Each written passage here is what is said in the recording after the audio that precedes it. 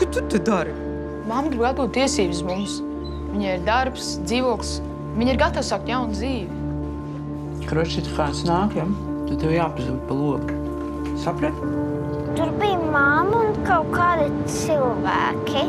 Un viens onkulis man dedzināja kāju. Es tikai atceros, ka es kliedzu.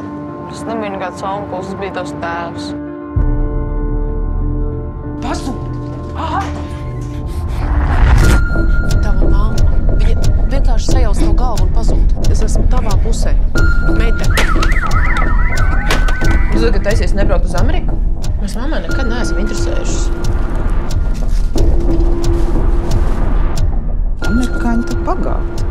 Tu viņas noslēdz galvenais, jā, tāpēc pilns programma.